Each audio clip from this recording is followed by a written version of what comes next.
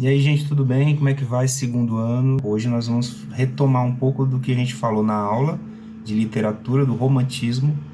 A gente vai revisar algumas coisas que nós já vimos durante as aulas da poesia romântica e vamos dar continuidade com a prosa romântica, tudo bem? Então você pode pegar seu caderno, as suas anotações para recapitular as informações aí e não se esqueça de comentar aqui nessa plataforma Teams, digita aí seu nome, sua dúvida, manda alguma coisa, porque só assim a gente vai saber que você está participando, está interagindo da aula, ok, gente? Então não se esquece de escrever aí embaixo alguma coisa para a gente poder registrar a sua participação. Então é isso aí, segundo ano. Vamos voltar um pouquinho e relembrar então o romantismo no Brasil, como é que ele começou. Como vocês devem se lembrar, a gente viu nas aulas que o romantismo é um movimento literário que também veio da Europa. Começou aqui também, principalmente com o poeta Gonçalves Dias. E dois textos dele que a gente leu em sala de aula, vocês devem se lembrar, que foi a Canção do Exílio e também o poema Ijuca Pirama. E aí vamos ver um pouco então do contexto histórico. Até a proclamação da República foi a independência do Brasil o principal fato político do século XIX, que determinou os rumos políticos, econômicos e sociais do país em 1889. Merece destaque também o segundo reinado, em que a nação conheceu um período de grande desenvolvimento em relação aos 3 séculos anteriores. Apesar disso, o Brasil continuou um país fundamentalmente agrário, cuja economia se baseava no latifúndio, na monocultura e na mão de obra escrava. E também nessa época o Brasil ainda reproduzia os modelos europeus do romantismo, apesar de procurar afirmar sua identidade, tentando desenvolver uma cultura própria, baseada em suas raízes indígenas ou sertanejas, o que reflete o caráter contraditório do romantismo no Brasil. O que significa isso? No Brasil, o romantismo nasce basicamente como uma ideia de copiar, entre aspas, a estética literária europeia. Então, no Brasil, a gente pega essa estética romântica e aplica também à nossa literatura. Gonçalves Dias foi o grande responsável por trazer essa estética da Europa para cá. E aqui a gente se baseia nas raízes indígenas, como a gente viu na sala de aula. A Europa, o romantismo europeu vai se basear nas raízes medievais. As histórias românticas da Europa têm como pano de fundo a Idade Média, os castelos, os cavaleiros, etc. Aqui no Brasil, a gente tem como pano de fundo as nossas raízes indígenas ou sertanejas. E também isso é um dos motivos que fazem o nosso romantismo brasileiro ser um tanto quanto contraditório, porque ele se baseia na estética, mas vai buscar raízes diferentes. As nossas raízes aqui são indígenas ou sertanejas, ok? A qualquer momento, gente, vocês podem pausar o vídeo, ler, voltar para entender e só então continuar avançando na aula, tudo bem? É estranho gravar assim dessa forma, porque não tem a interação de vocês, eu não consigo saber em tempo real como que vocês estão, se estão entendendo, etc. Então, manda dúvida, escreve aí embaixo se você tem alguma dúvida, se tem alguma pergunta, comenta alguma coisa aí para a gente também registrar a sua participação. Eu trouxe aqui uma imagem para vocês darem uma olhada. Esse quadro foi pintado pelo José Maria de Medeiros, em 1884. O nome do quadro, Iracema. Eu queria que vocês pausassem o vídeo e tentassem refletir um pouco por que esse quadro é romântico. Uma coisa que vocês devem anotar: o romantismo não ficou só na literatura. Também o romantismo avança para a pintura e também para a música, ok? Então esse quadro é considerado um quadro romântico por 2 motivos principais. Pausem o vídeo e tentem descobrir quais são esses dois motivos. Bom, o primeiro motivo, gente, é porque ele se baseia numa obra romântica, que é o romance Iracema, de José de Alencar, que foi escrito na fase da literatura romântica brasileira, principalmente com influências indígenas, influências da fase indianista do romantismo. Esse é o primeiro motivo, por se basear numa obra romântica brasileira. E o segundo motivo é que esse quadro tenta pintar um sentimento dessa personagem. Então, Iracema é a figura principal desse quadro, e toda a pose, todo o jogo de luzes, o posicionamento dela, seguindo a regra dos terços, o plano de fundo, a paz e a tranquilidade que esse cenário nos traz, nos faz sentir algo. Então esse quadro é todo planejado para explorar um sentimento. E tudo indica que essa cena, do jeito que ela está retratada aqui no quadro, não aconteceu dessa forma. Uma índia da época, desse período do século XIX, um certo dia foi à praia e ficou admirando ali essa cena. Tudo indica que não aconteceu exatamente dessa forma. Então, o autor do quadro, ele retrata essa cena de uma forma romântica. E o que significa isso? É fantasiar um pouco, é aumentar um pouco mais. Por isso que a gente tem hoje o verbo romantizar as coisas, romancear as coisas também. Isso significa aumentar um pouco, trazer um pouco mais de dramaticidade, colocar um pouco mais de drama, de sentimento na coisa. Isso é romantizar. Por isso esse quadro é romântico. Tem mais um quadro aqui também, vocês podem pausar, analisar o quadro e tentar dizer por que esse quadro é romântico. Esse quadro aí é francês, o nome do quadro é Liberdade Guiando o Povo, do Eugène Delacroix, e está no Museu do Louvre, em Paris. Pausem o vídeo e descubram por que esse quadro é romântico. Muito bem, esse quadro ele representa um momento crucial da história da França, que foi a Revolução Francesa. E ele é considerado romântico exatamente por simbolizar um momento grandioso na história daquele país, que é a Revolução. E essa personagem principal aí, essa mulher, é a liberdade. Então, olha só, ele é romântico. Por quê? Por um motivo principal. Ele dramatiza esse momento. Ele injeta uma carga de sentimento muito grande nesse momento. E para vocês reconhecerem uma obra romântica, seja ela uma literária ou pintura, pensem assim, será que foi assim mesmo que aconteceu? Ou esse autor ele está aumentando um pouquinho as coisas, com o sentido de nos dar uma carga sentimental um pouco maior? Isso é um indício de que essa obra é romântica, ok? Lembrando sempre que o romantismo nessa época não é igual ao romantismo que a gente tem hoje. Hoje a gente pensa em romantismo, o relacionamento entre duas pessoas, relacionamento amoroso entre duas pessoas. Tudo bem? Então essa é uma pintura romântica também, pois retrata um momento que está com uma carga sentimental aumentada. Não foi exatamente assim que aconteceu. E temos uma figura mitológica aqui, que é a liberdade. Mais uma pintura aqui, gente. Essa pintura, muitos de vocês devem conhecer até ao vivo, já devem ter presenciado ela frente a frente, né? Ela foi feita por um brasileiro, não foi pintada no Brasil, acho que foi pintada na Itália, se não me engano, mas ela foi feita por um brasileiro, Pedro Américo, e hoje essa pintura está lá no Museu do Ipiranga. É um quadro enorme, muitos de vocês já devem ter visto ao vivo esse quadro.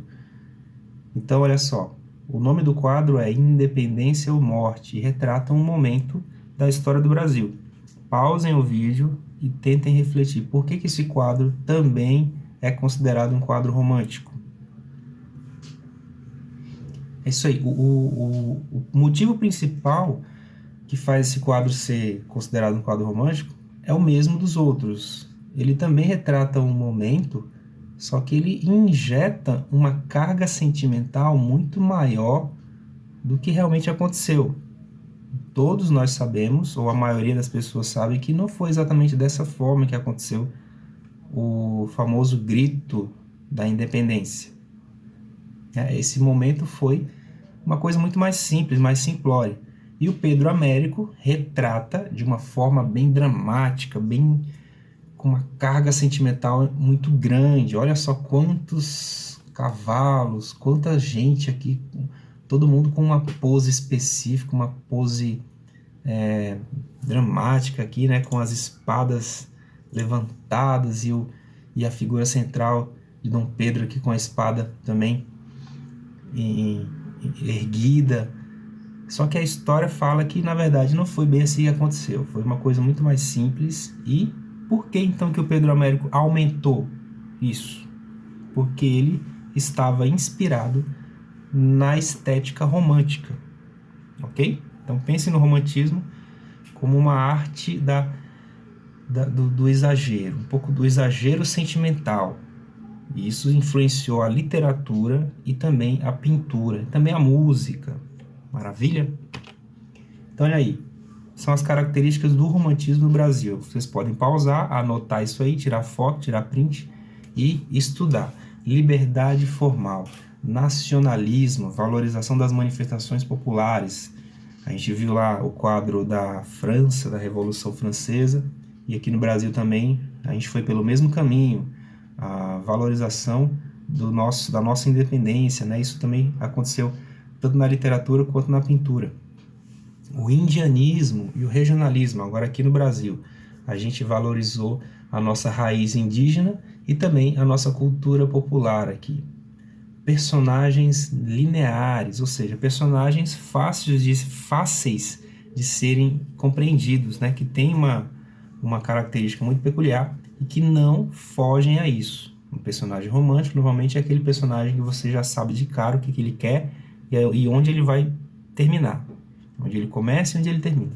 O sentimentalismo exagerado, subjetivismo, algo que vem de dentro do autor, que também conversa com o individualismo. A religião está muito presente também. A mulher é sempre idealizada, gente. A mulher não é uma mulher real, com defeitos e aquela coisa natural.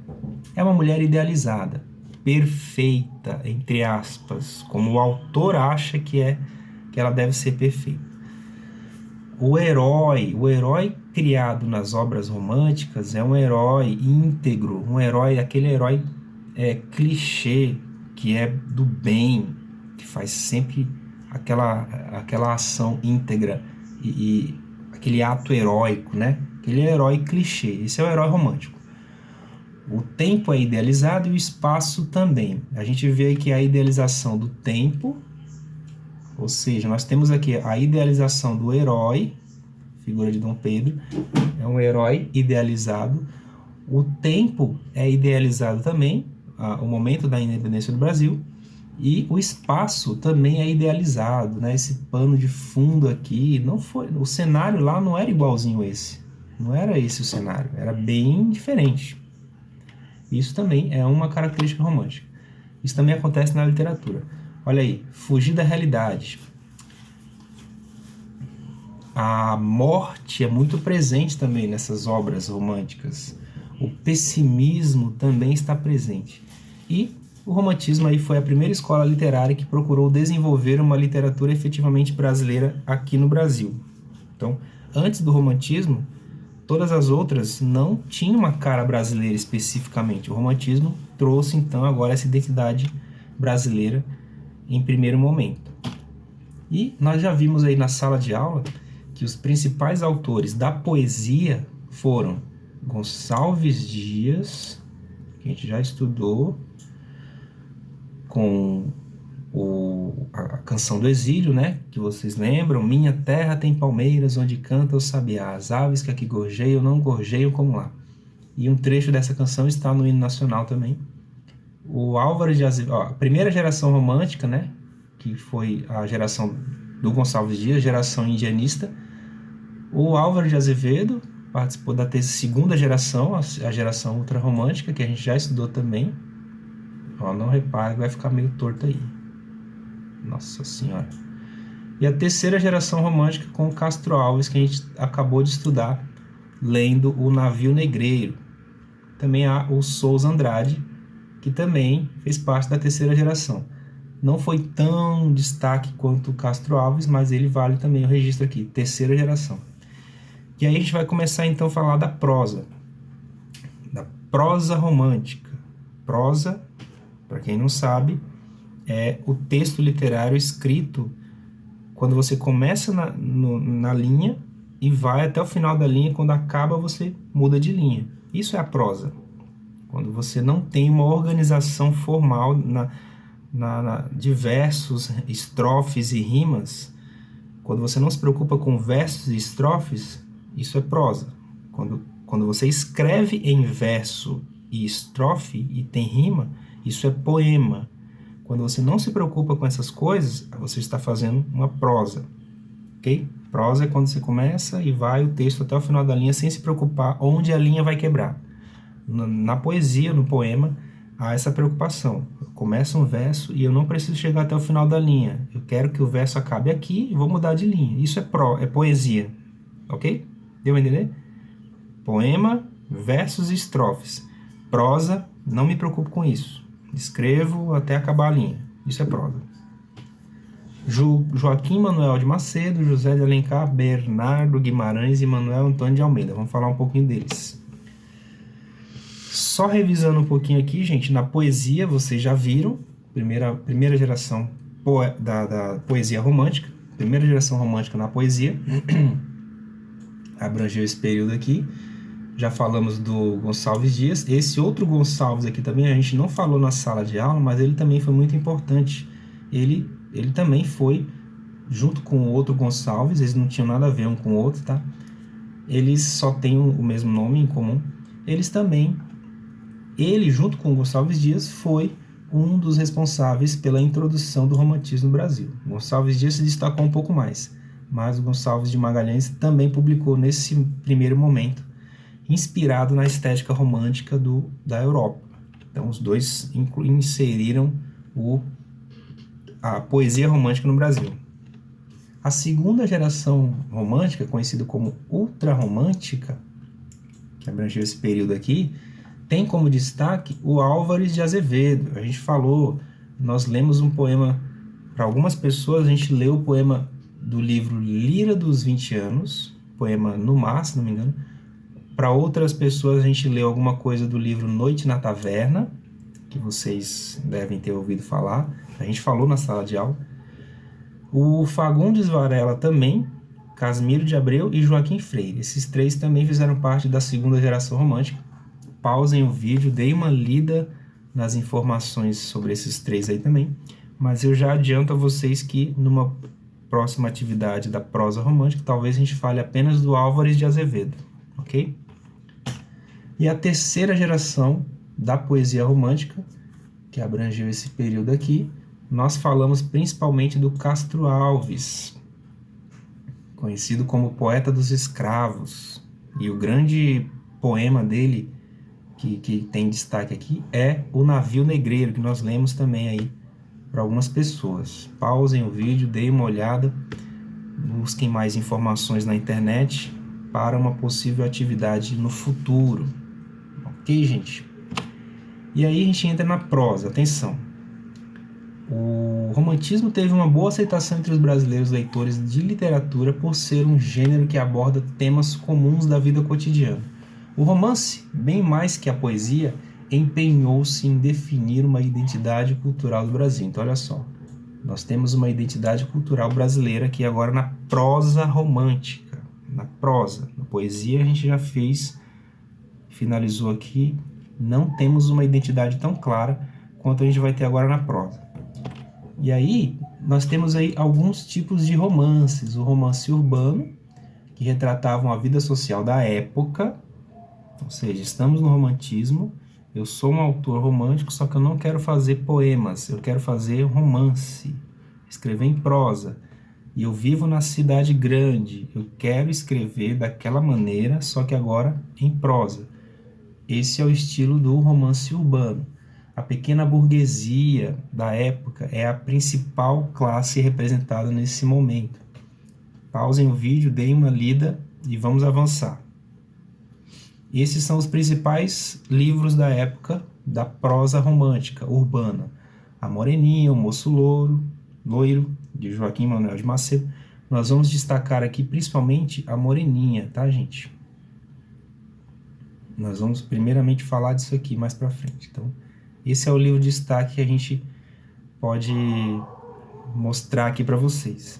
Memórias de um Sargento de Milícias, também bem interessante, é um dos marcos do romance urbano, do romantismo na prosa brasileira. E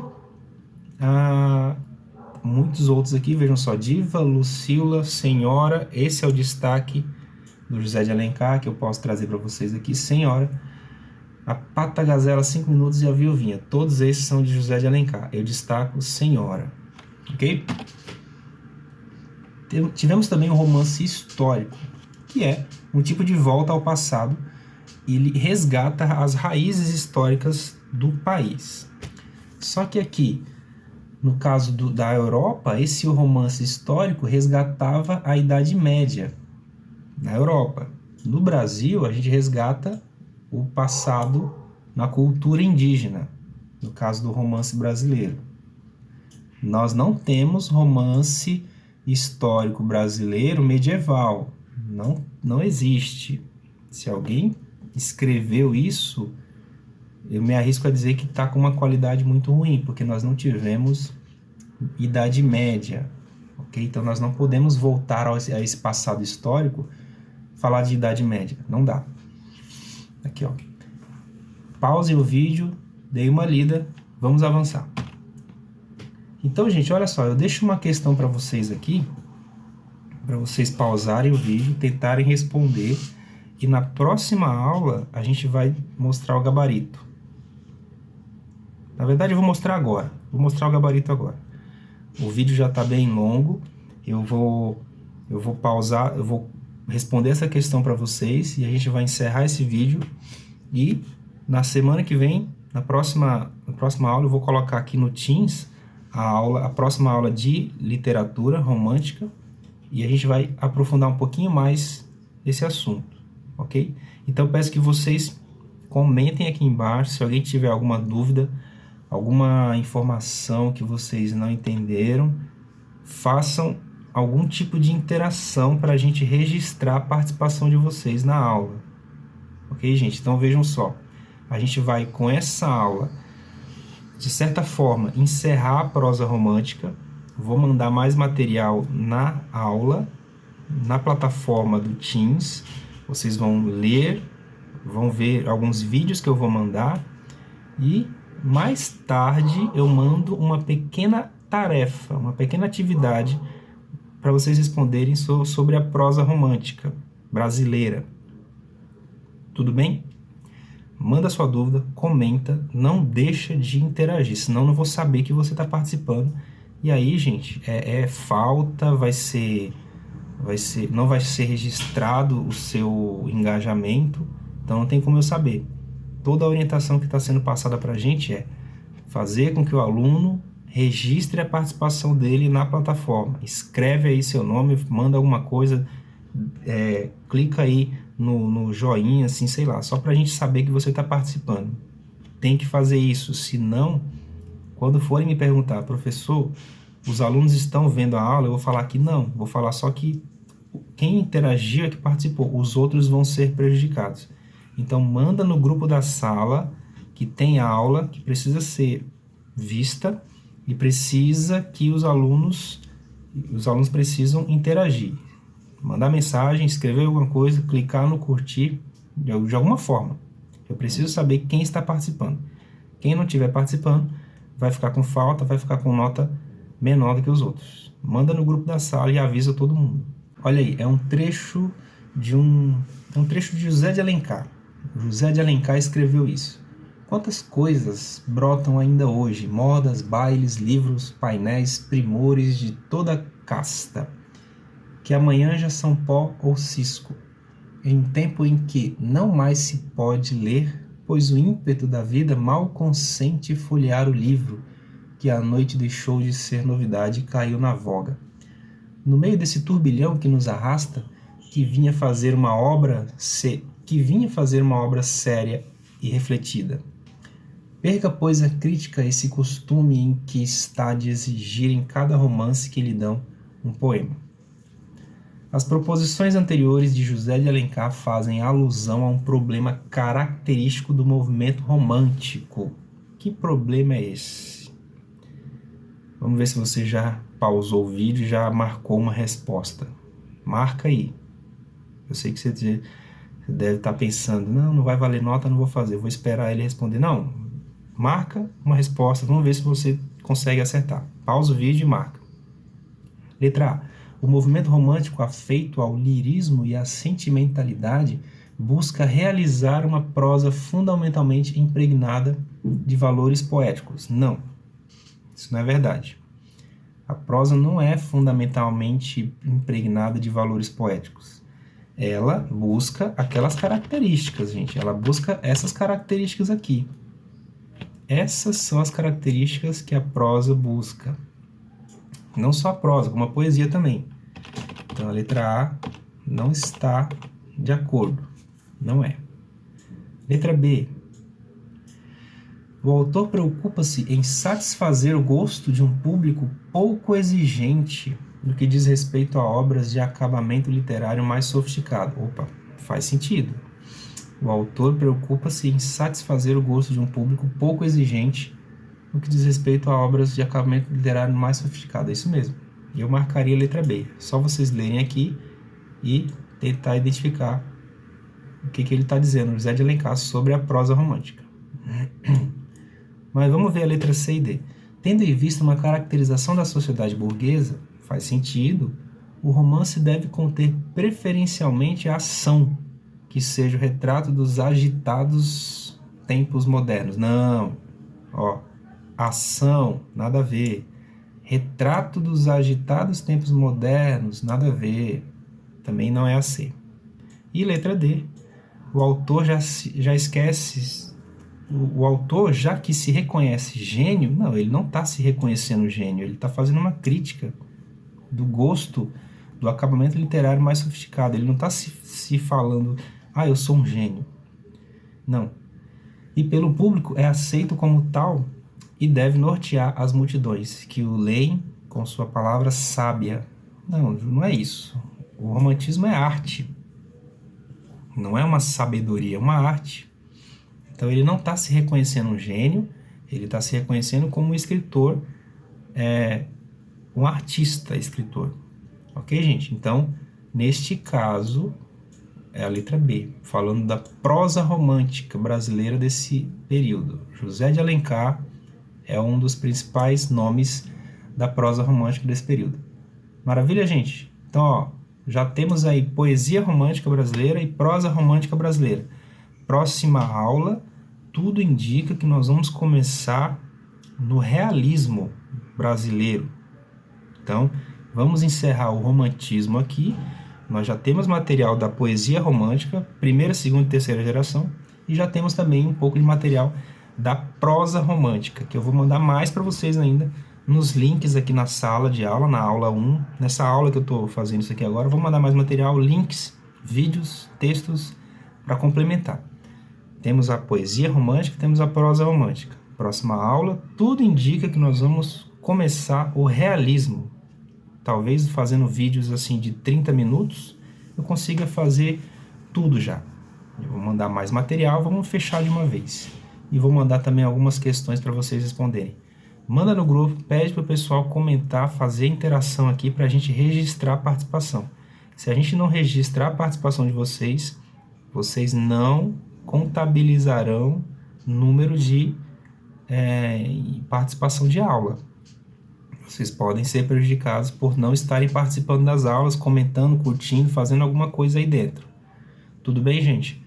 Então é isso, vou encerrar, manda sua dúvida e a gente se vê então no próximo vídeo. Eu estou disponível, é só mandar mensagem para mim que eu respondo. Valeu, gente? Um beijo e até a próxima.